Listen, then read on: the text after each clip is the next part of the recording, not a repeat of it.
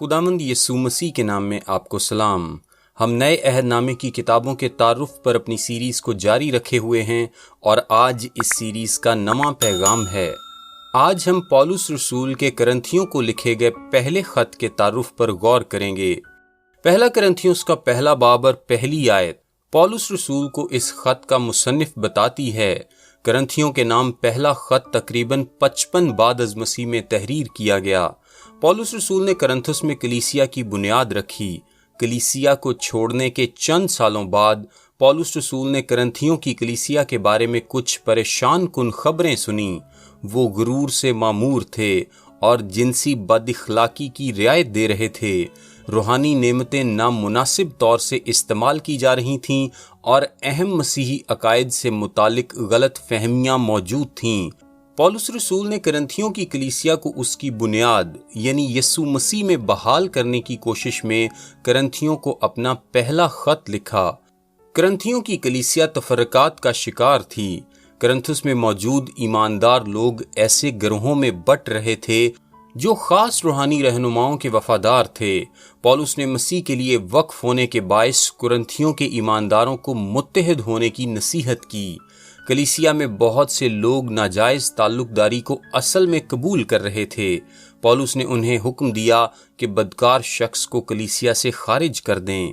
کرنتھیوں کے ایماندار ایک دوسرے کو عدالت میں لے جا رہے تھے۔ پولس نے کرنتھیوں کو سکھایا کہ ان کا اپنے نقصان کو قبول کرنا بہتر ہے بجائے اس کے کہ کوئی ان کی مسیحی گواہی کو برباد کر دے۔ پولس نے کرنتھیوں کی کلیسیا کو 7ویں باب میں شادی اور پاک دامنی، 8ویں اور 10ویں باب میں بتوں کے لیے قربان کی گئی خوراک، 9ویں باب میں مسیحی آزادی، 11ویں باب کی پہلی تا 16ویں آیت میں عورتوں کے سر ڈھانکنے اور 11ویں باب کی 17ویں تا 34ویں آیت میں خداوند کی فسح، 12ویں تا 14ویں باب میں روحانی نعمتوں اور 15ویں باب میں قیامت پر ہدایات دیں۔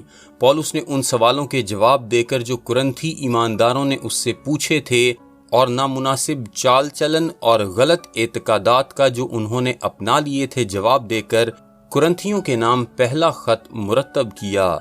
کرنتھیوں کے نام لکھے گئے پہلے خط کے 10ویں باب میں پولس بیابان میں آوارہ پھرتے ہوئے اسرائیلیوں کی کہانی کا استعمال کرتا ہے تاکہ کرنتھی ایمانداروں کو آزادی کے غلط استعمال کی حماقت اور حد سے زیادہ اعتماد کے خطرے کو واضح کرے۔ پولس نے کرنتھیوں کو ذاتی نظم و ضبط کی کمی کے بارے میں تنبیہ بھی کر دی تھی۔ وہ ان اسرائیلیوں کے بارے میں بتاتا جاتا ہے جنہوں نے خدا کے معجزات اور نگہداشت کے باوجود جو ان کے لیے ہوئی یعنی بحر کلزم کا 2 حصے ہو جانا، آسمان سے من کی اور چٹان سے پانی کی معجزانہ فراہمی، انہوں نے اپنی آزادی کا غلط فائدہ اٹھایا، خدا کے برخلاف بغاوت کی اور بد اخلاقی اور بت پرستی میں پڑ گئے۔ پولس کرنتھی کلیسیا کو نصیحت کرتا ہے کہ اسرائیلیوں کی مثال پر غور کریں اور شہوتوں اور جنسی بد اخلاقی اور مسیح کو آزمانے اور بڑانے سے بچیں۔ بہت سی مشکلات اور سوالات جن کے ساتھ کرنتھس کی کلیسیا نمٹ رہی تھی آج کی کلیسیا میں ابھی تک موجود ہیں۔ کلیسیائیں آج بھی تفرقات سے، بد اخلاقی سے اور روحانی نعمتوں سے الجھ رہی ہیں۔ پہلا کرنتھیوں کا خط بڑی اچھی طرح آج کی کلیسیا کو بھی لکھا جا سکتا تھا اور بہت اچھے طریقے سے ہم پولس کی تنبیہات کو سن سکتے اور انہیں اپنے لیے استعمال کر سکتے تھے۔ ساری سرزنشوں اور اصلاحات کے باوجود پہلا کرنتھیوں ہماری توجہ کو واپس وہیں لے جاتا ہے جہاں اسے ہونا چاہیے، مسیح پر۔ حقیقی مسیحی محبت بہت سے مسائل کا حل ہے، جیسا کہ 13واں باب بیان کرتا ہے۔